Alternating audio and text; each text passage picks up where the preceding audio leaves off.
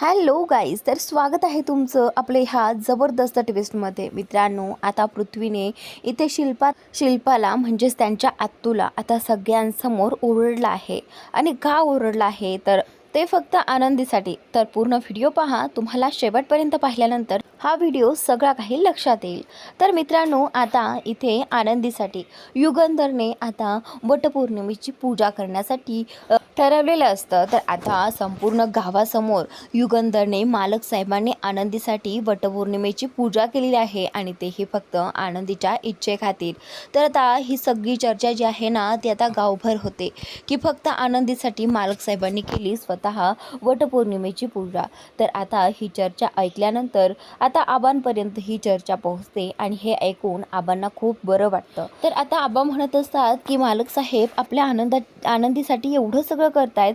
खरंच आज हे पाहून आणि हे ऐकूनच मन भरून आलं आहे. कारण त्यांना असं वाटलंच नव्हतं की कधी आनंदी त्या घरात एवढी सुखात राहील.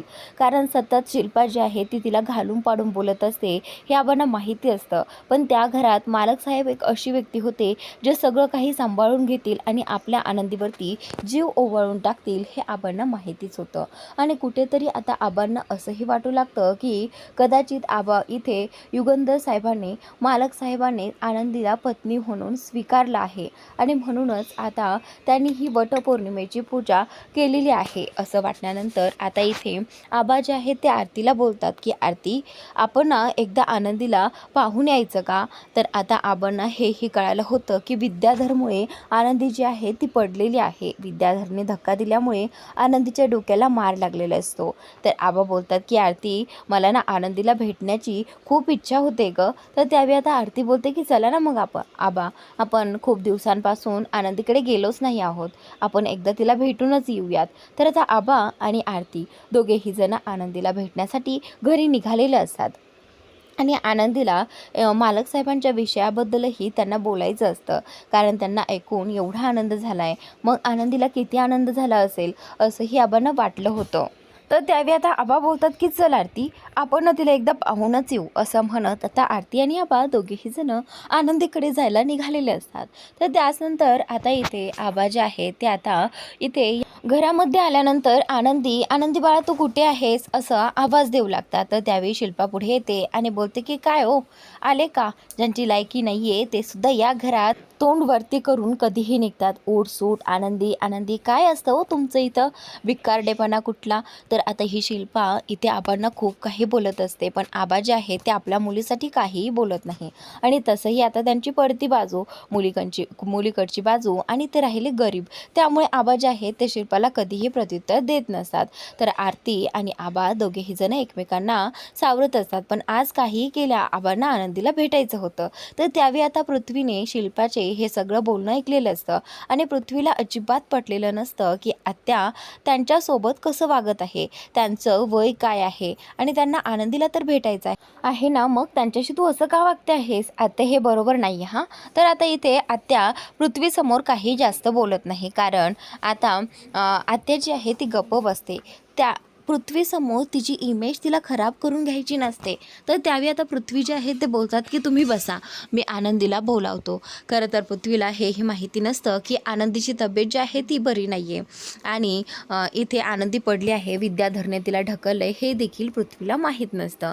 तर त्यानंतर थोड्या वेळात सुनीता तिथे येते आणि सुनीता आबांशी बोलू लागते की आनंदीताई ना त्यांच्या रूममध्ये आहे, तुम्ही एक काम करा, तुम्ही त्यांना रूममध्येच भेटायला या असं म्हणत आता सुनीताताईने आनंदीला रूममध्ये बोलावलेलं आहे. तर आता इकडे आनंदीला रूममध्ये भेटण्यासाठी आबा आणि आरती दोघेही जण जातात. तर तोपर्यंत पृथ्वी जो आहे तो आता त्याच्या रूममध्ये निघून जातो आणि त्यावेळी पृथ्वीची नजर जी आहे ती आता आरतीवरती पडलेली आहे. तर त्यानंतर आरती आणि आबा दोघेही जण आनंदीच्या रूममध्ये येतात. त्यावेळी आनंदी जी आहे ती आराम करत असते आणि त्यानंतर आता आबा तिथे गेल्यानंतर आता इथे आनंदीला म्हणतात की आनंदी पोरी कसं वाटते आता? तर त्यावेळी आता आनंदी बोलते की आबा मी ठीक आहे. आबा आणि आरती ते दोघंही तिला भेटायला आले हे पाहूनच तिला खूप आनंद होतो. तर त्यावेळी आबांना ती बोलू लागते की आबा तुम्ही कशा आहात? तर आता आबाही बोलतात की पोरीचं एवढं कौतुक ऐकून मला आनंद तर होणारच ना. तर आता आबाला आनंदी विचारू लागते की आबा असं काय केलं आहे मी? तर त्यावेळी आता आबा जे आहे ते बोलतात की अगं तू काही नाही केलं, पण आमच्या जावयाने खूप काही केले आमच्या मुलीसाठी. तर त्यावेळी आता आनंदी बोलते की पण आबा तुम्ही काय म्हणताय? तर त्याच वेळी आता आबांना कळतं की आनंदीला याबद्दल काहीच माहिती नाही आहे. तर त्यावेळी आनंदीला आबा सांगू लागतात की आनंदी बाळा, तुझ्या इच्छेखातर मालक साहेबांनी सगळ्या गावासमोर वटवृक्षाची पूजा केली आहे आणि तेही फक्त तुझ्यासाठी वटपौर्णिमेची पूजा केली आहे. तर आता हे ऐकून ना आनंदीला खूप बरं वाटतं. आनंदी बोलते की खरंच आबा तुम्ही हे सगळं खरं बोलताय? तर आता आबा बोलतात की हो पोरी, आणि त्यामुळेच मला असं वाटलं की एकदा जाऊन भेटावंही आणि तुझ्याशी बोलावंही की तुझं काय चाललंय, कसं चाललंय. तर आता आनंदी जी आहे ना ती आबांना बोलते की आबा सगळं काही ठीक आहे, पण काय आहे ना तो विद्याधर सतत नेहमी माझ्या वाटेत आडवा येत असतो आणि आज त्याच्यामुळेच धक्का लागला आणि मी खाली पडली. आणि पण मालक साहेब जे आहेत ते ऐनवेळी येऊन मालक साहेबांनी मला वाचवलं. तर आता इथे आबांना या विद्याधरमुळे कुठेतरी आनंदीची काळजी वाटत असते. म्हणूनच आता आबा जे आहेत ते आता मालक साहेबांकडे येतात आणि मालक साहेबांना बोलतात की मालक साहेब, मी माझ्या मुलीला 2 दिवस आराम करण्यासाठी घेऊन जाऊ शकतो का? तर आता मालक साहेब जे आहेत ते बोलतात की हे पहा आबा, तसंही तुम्ही आनंदीला तिकडे घेऊन जाल, तुम्ही तिची काळजी तर घ्याल, पण विद्याधर जर तिकडे आला तर खूप मोठा प्रॉब्लेम होईल. इथे आनंदीला आम्ही सगळेजण प्रोटेक्ट करतो, तिच्यावरती लक्ष ठेवतो आणि सगळं काही घरात घडतं त्यामुळे कुणी ना कुणी असतं जो की आनंदीवरती लक्ष ठेवेल. तर आता इथे युगंधर जो आहे तो बोलतो की पण आबा तिकडे तुम्ही कामात असाल आणि तो विद्याधर तिथे आला तर तुम्हाला काही करताही यायचं नाही, म्हणून मी म्हणतो की आनंदीला इथेच आराम करू द्यात. तर आबा जे आहेत ते बोलतात की बरोबरच आहे म्हणा, तुम्ही जे बोलताय तेही ठीक आहे, कर आनंदी बाळा इथे आराम कर, पण स्वतःकडे लक्ष दे हां. तर त्यावेळी आता आबांनी मालक साहेबांनाही सांगितलं आहे की आनंदीकडे लक्ष राहू द्यात. तर आता मालक साहेब बोलतात की हो, तुम्ही तिची काळजीच करू नका, असंही मालक साहेब आता आबांना बोलतात. आणि त्याचनंतर आबा आणि ही जी आरती आहे ना ते दोघेही जण आनंदीचा निरोप घेऊन आता जायला लागतात. तर त्यावेळी आता पृथ्वी जो आहे तो आरती आणि आबांना जाताना पाहतो आणि त्या दोघांना थांबवतो. त्यावेळी पृथ्वी जो आहे तो बोलतो की थांबा, मी तुम्हा दोघांना ना बाहेरपर्यंत सोडायला येतो. तर त्यावेळी आता आरतीच्या असे लक्षात आलं आहे की हा जो मुलगा आहे ना तो मुद्दाम आरतीमुळे त्यांना सोडवण्यासाठी चाललेला असतो. तर त्यावेळी आता आरती जी आहे ती म्हणते की हा मुलगा ना उगाचच, काय गरज आहे आम्हाला सोडण्यासाठी बाहेर येण्याला, नाही अजिबात नाही, असं म्हणत आरती जी आहे ती पृथ्वीला म्हणते की नाही, काही गरज नाही हां, आम्ही जाऊ शकतो. तर त्यावेळी आता पृथ्वी जो आहे तो बोलतो की आबा हिला सांगा ना, मी येईल तुम्हाला सोडण्यासाठी. तर आता आबा बोलतात की अरे पोरांनो भांडू नका. तर त्यावेळी आता आबा पृथ्वीला सांगतात की पृथ्वी बाळा आम्ही जाऊ शकतो, त्यामुळे तू काळजी करू नको, आम्ही इथनं रिक्षा करू आणि मग जाऊ. तर आता इथे पृथ्वी बोलत असतो की त्याची काय गरज आहे, मी सोडतो ना तुम्हाला. पण आबा बोलतात की नाही बाळा, आम्ही जाऊ शकतो. तर आता पृथ्वी बोलतो की ठीक आहे. खरं तर पृथ्वी आरतीकडेच पाहत असतो आणि हे सगळं बोलत असतो आणि आरतीच्या ते सगळं काही लक्षात आलेलं असतं. तर आरती आणि आबा त्या घरातून बाहेर पडतात आणि दोघेही जण जायला निघतात. तर त्याचनंतर आता इकडे ही जी धनश्री आहे ना ती रडत असते, कारण आज धनश्रीला ते सत्य कळालं होतं जे तिला इतक्या दिवसांपासून माहिती नव्हतं. धनश्री जी आहे ती स्वतः बाळ होऊ शकत होती, पण हा जो विद्याधर आहे ना त्यामध्येच काहीतरी कमी होतं आणि त्यामुळे तो बाप बनू शकणार नव्हता. आणि हे सत्य कळाल्यामुळे आता इथे घरामध्ये आता या विद्याधरने प्रचंड तांडव आणून सोडलेला असतो आणि या धनश्रीला मारलेलं असतं.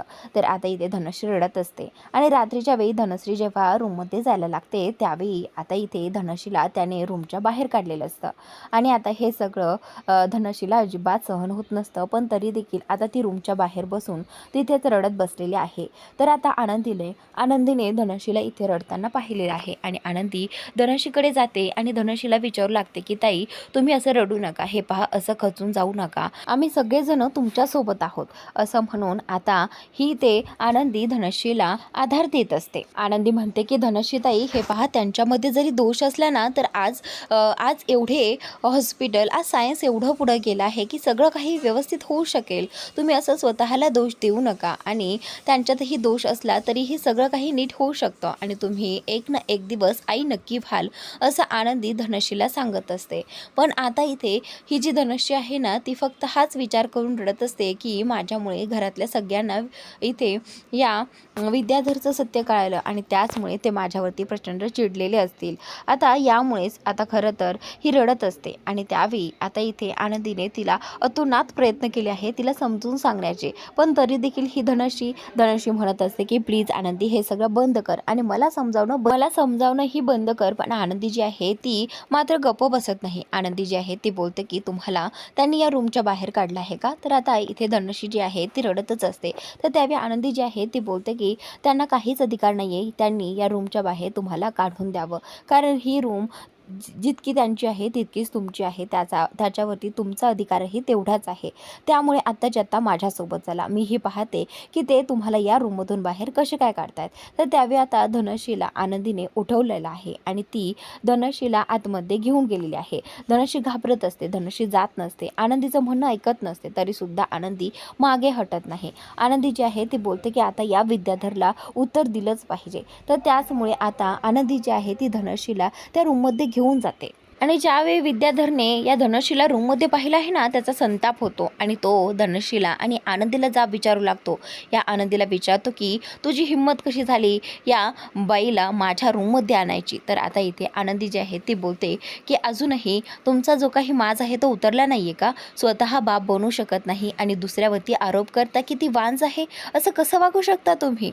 हा विद्याधर जो आहे तो बोलतो की आनंदीला आता मी तुझ्याकडनं शिकायचं का, मी कसं वागायचं आणि कसं नाही ते. आणि तसंही ही मुलगी या रूममध्ये न येता तू जर माझ्या रूममध्ये आली असती तर मला चांगलं वाटलं असतं, मला आनंदही झाला असता. तर हे ऐकून आनंदीला प्रचंड राग येतो आणि आनंदी बोलते की एवढी सुंदर बायको असूनही जराही लाज वाटत नाही का दुसऱ्याबद्दल असं बोलताना? ती बाई तुमच्यावरती किती प्रेम करते हे सुद्धा तुमच्या कधी लक्षात येत नाही?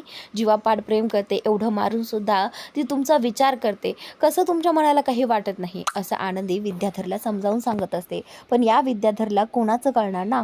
हा विद्याधर फक्त आनंदीकडे पाहत असतो आणि तेही वाईट नजरेने. त्याला फक्त असं झालेलं असतं की या धनश्रीला रूमच्या बाहेर काढून आनंदीला या रूममध्ये घ्या. पण आनंदीने काही तिचं तोंड बंद केलेलं नाहीये. आनंदीने सारखं या विद्याधरला तू बाप होऊ शकणार नाही आणि स्वतःला लाज वाटायला पाहिजे, हे सगळं सत्य तू आमच्या सगळ्यांपासून लपून ठेवलं आणि आत्तापर्यंत फक्त धनश्रीताईवरती आरोप लावत होता की ती वांज आहे म्हणून. स्वतःमध्ये तर मूल जन्माला घालण्याची धमक नाहीये आणि इकडे या मुलीच्या भावना देखील तुला समजत नाही. तर आनंदीने आता रागाच्या भरात या विद्याधरवरती हात उचललेला आहे आणि आता त्याला सांगत असते की तू पुढं असं काहीही तिच्याबरोबर वागायचं नाही आणि तिला या रूममधून बाहेर काढायचं नाही. तर त्यावेळी आता इथे आनंदी जी आहे ती बोलते की मी आता मागच्या वेळी सह्या केल्या होत्या चुकून, पण यावेळी सह्या करणार नाही आणि लवकरच तुला जर तू असंच वागत राहिलास तर तुला जेलमध्ये पाठवायलाही मागे पुढे पाहणार नाही. मागच्या वेळी सह्या केल्या होत्या पण यावेळी तसं काहीही करणार नाही. शिल्पाताईने मागच्या वेळी माझ्याकडून फसवून सह्या घेतल्या होत्या, पण यावेळी मी असं काही करेन जेणेकरून तू कायमचाच त्या जेलमध्ये सडशील. तर मित्रांनो, आजचा भाग इथे संपतोय, पुढील भाग नक्की पहा.